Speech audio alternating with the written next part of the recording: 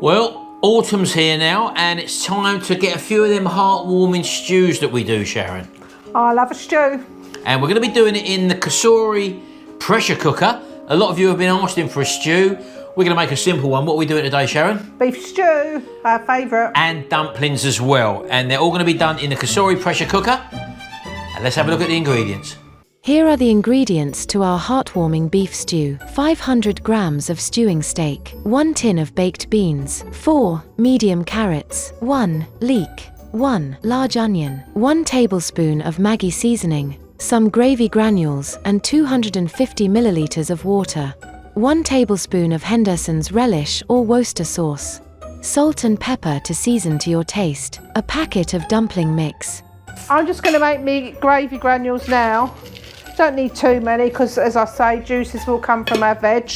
People make their own stock. You can use stock here, but you're just using what you've always used. I'm just using gravy granules. Gravy granules, boil the kettle, and roughly how much is in that container there? I think I'm going to be adding a bit more. We've got a pint. There you go, so there's a pint there. It's very, very thick. No measuring here, just pour it in until it looks right. You know. And that's just going to be the basis to get everything going, because you do need a liquid in a pressure cooker when you cook, don't you? Yeah, especially on pressure. Minimum of, I think it's 250 millilitres. Something like that, yeah. Right, okay then, so you've mixed up your gravy. Yeah. What are we going to do now? We're going to add the prepared vegetables. So it's a one-pot wonder where I like to bung everything in and give it Right, so all you've basically done there, you've prepared all the veggies there, you've cut the onions up, cut the leeks up, cut the carrots up into bite-sized chunks, and they're literally going to go in there. Yes. There we go. Everything's in one container, folks. Everything's going to be done in here, nothing else. Right, we're going to add the meat. Right, this meat we got here, this is 500 grams or 1.1 pounds of what sort of beef is that? Stewing steak. Just basic stewing steak. And it is in small diced chunks. So that just goes in. We're going to add our beans. So as you know, we've got a tin of baked beans here. You don't have to put these in. You can put kidney beans in. You can even put peas in or whatever. We'll get another tin. Why is that? The ring pull's just snapped, so... Oh, God, look at that, look. Isn't it frustrating when that happens, look. And I will be putting all the juice in as well for the flavour as well. Right. You don't have to add this. These are optional. We just like beans in our stew. Now, you will hear people say, oh, you should brown the meat first in the frying pan and all that. It doesn't make any difference. Not with a pressure cooker. It doesn't seal anything in the pressure cooker. No. Superheats the food, and that's what makes it break down in a quicker time. That's so it. You don't need to brown the meat at all. So don't get bogged down in we haven't browned the meat, folks. Pass me the Maggie seasoning Worcester sauce just to give it a bit more extra flavour. So in with our savoury additions now. So again, a nice glug. You don't need to put these in, but we're doing it. If you've got it, put it in. Now we're using Henderson's strong northern relish here. Pretty much the same as Worcester sauce. But if you've got Worcester sauce, by all means use that. So again, normally about a tablespoon, so keep whacking it in. Give yourself a good glug in there. Then you can add more of that to your own dish. Yeah, when you want to flavour it or when you want to taste it, you can obviously add it afterwards as well. And then we just add our gravy or stock, whatever you've got. There you go. So you do need that, folks. You do need a liquid. I'm just going to give it a stir. So just incorporate everything there. It will all break down, but it just makes things a lot easier when they're all mixed together. And then we're just going to add our seasoning. There you go. So we've got some Himalayan salt here. Make sure you put a good bit of this in, otherwise you won't taste it. I know a lot of people only put a token bit in or a little pinch or whatever, but whack it in there. Meat loves seasoning. There you go. There we go. It's all mixed in well. I love these dinners. And the beauty of this is it's going to cook in no time.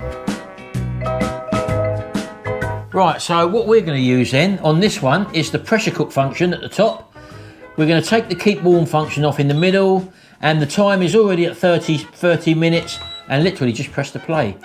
Now there are other settings on there if you did want to experiment with them, but it's just what we always do, and we're happy with that. Yeah. When that's finished its time, then you're going to add the dumpling mix, and then we'll make the dumplings. I should make the dumpling mix shortly. I should go through, but I've brought the cheap one this time. I usually get the suet, but that's got just suet and flour in it, and you just add the water. Just add the water, nice and simple. Right, okay then, Sharon. One thing we forgot to mention, we thought this was a packet of beef dumpling mix, which was already pre-made, but it's not, is it? It's just pure beef suet. Yeah, so what we've got to do is actually make the dumpling mix, and we're going to do that with the following ingredients. Yep. So what have you got here? You've got the... 40 grams of beef suet, so if you want to stick that in the jug, so Martin. that's 40 grams of beef suet. Yep. We've got some plain flour here. How much of that we got? 100 grams. So 100 grams of plain flour goes into the jug. And then we're going to add a teaspoon of baking powder. Okay. Like that. And some salt. Just to taste. There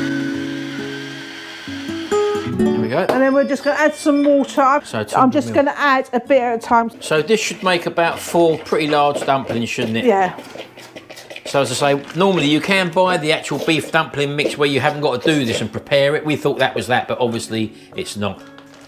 And again, you don't want this, you want it a nice thick dough here, don't you? So you probably don't want to use all that water. No. And if I've gone a bit over, so I'll just add some more flour. Yeah, but don't overbeat it. You don't want to overbeat it. So that's probably near enough there now, isn't it? Yeah. As you can see, it looks pretty claggy. You'll know when you stir it that it's a bit claggy. There you go. There you go, and that's it. So when the times comes up, that's got 16 minutes to go. It's through its cooking cycle at the moment. You'll take the lid off, and then we'll break them into 4 little balls, drop them in, and then you'll put it on the saute. Yep, just leave it to cook. Okay, Sharon? Yep. It's just come to the end. Now, it is still pressurised, and all we do with this one is flick that little lever across. Get ready. And that automatically vents it. So we just leave that now until the steam stops coming out. That's depressurising now. And that drops down. There's a little silver pip on there, which you'll see is in the up position at the moment. And when that pressure goes, that will drop down, and that means it's safe to open it up. So you've got our dumpling mix ready to go now. You've also done them some potatoes. You're going to make them some mash. That's Jimmy, Charlotte and baby Frank.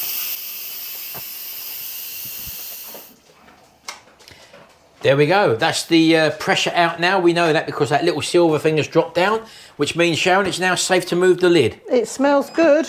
You can smell it from here. Now, as you can see, it's bubbling away in there. Give it a stir. I'll just give it a little quick stir around. Now, if it's a little bit thin, don't worry about that, because you can always add some thickening agent in the way of arrowroot, some corn flour, or some gravy granules as well. We're not worried about that at the moment because we're going to be dropping in the dumpling mix now that we've prepared. And Sharon's just going to get them out and just break them into little balls and just literally just drop them in. Simple as that. Yep, there we go. Just whack them in there and they will cook in the residual heat. So that all we'll do there, we'll just click the saute, that one there, and just press the start button. We won't have it on for 30 minutes, but we'll just press the start button. And what that will do is, while you leave the lid off, you can just leave the lid off if you want. And that'll also thicken it up as well. That will also thicken it up as well. So that will now start cooking. And as I say, they will increase in size as well. So we're going to leave the lid off, give that about 10 minutes, and hopefully that should be okay, Sharon. Yeah, look, it's already bubbling, look. Yeah, there you go. Look, so even with the lid off, I'll leave it. You can use that as like a saute pan where it will actually cook them dumplings out. Happy days. Yum, yum. Right, it's been about 7 or 8 minutes, folks, and as you can see, the dumplings have grown in size. So we just want to thicken that liquor up a little bit. We haven't got any arrowroot at the moment or some corn flour because we don't actually use corn flour. So we're using the gravy granules just to thicken it up a little bit more. And as you can see already, that's thickened it up to a lovely consistency there. And that saute function there, it just means that you can do a little bit of keeping it warm, for example, if it wasn't quite ready. And as you can see, it really does bubble up well, and leaving the lid off as well takes a lot of the moisture out. But as I say, we've only been waiting for about 7 or 8 minutes, haven't we? Yeah. So I think that's actually cooked, isn't it? Yeah, it looks like it, doesn't it? So with that few granules we put in there, as you can see, we're happy with that consistency now. So we can turn it off now. Yeah. There we go. So we didn't use the 10 minutes. We didn't want the 10 minutes anyway. So Sharon's just going to get her bowl now. She's already made some mash up for Charlotte and baby Frank.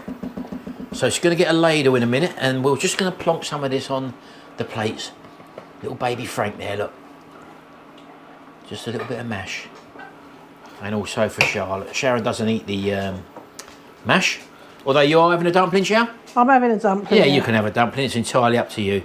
It's still bubbling away. Look at that, look. Doesn't it look lovely? So let's get baby Frank some out. Oh, look at that. He's going to love that, Sharon. And if you've got too much, freeze it. Look at that. Hoo-hoo-hoo. What a lovely stew that is. Just put a bit of gravy over his mouth. Yeah, you like that. You like that. Let that cool down. So you put that always over there. do Frank first, so you can cool down. So let's get Charlotte sorted out. We'll give her Again, a look at that dumpling. lovely dumpling, folks. Look. How good does that look? Look at that. A lovely winter warm stew, Sharon. I love a cold stew. night. You can't beat it. Look at that. We'll have a look at that meat and give it a little taste test in a minute, folks. But this is Sharon's, and as I say, there's loads of that lovely liquor. And this was all done in just over 30 minutes, Sharon. That's it. And we'll test that. That bit there. In fact, give me a little bit, Sharon. It's Jimmy's lunch. Oh, okay. Well, let me just do Jimmy's lunch, and then I'll give you what's left. Right, go on in. Yeah, Jimmy's going to take some of that to work tomorrow. He can have a dumpling, can't he? Yeah.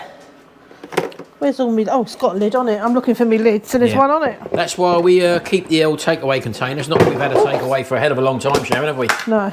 So we can just put that in there with that dumpling for Jimmy, look. Because he's got a microwave at work, and why can't he have some home-cooked food, Sharon, eh? Yeah. Go and whack it in I think there. they've even got an air fryer at his I work. think they've got an air fryer. There we go, Jimmy. Oh, that's hot, hot. Be careful, baby. And I'll get a bowl out for me, look. I've got a steak anyway, folks, but I will have a bit of this just to try it out. There you go, Sharon. You've got steak and prawns. Yep, lovely. I'm just going to give it an old taste test. Because that's within my remit, Sharon. Well, you're doing very well, And aren't I you? love a bit of gravy as well. Okay, that'll do. So Jimmy might top Jimmy's up in a minute. Top mine up. No. Right, let's have a closer look at it, Jimmy's not a folks. big eater.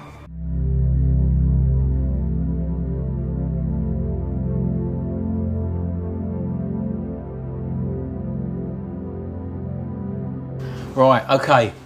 We're going to taste this. This looks absolutely lovely, Sharon. You go in first.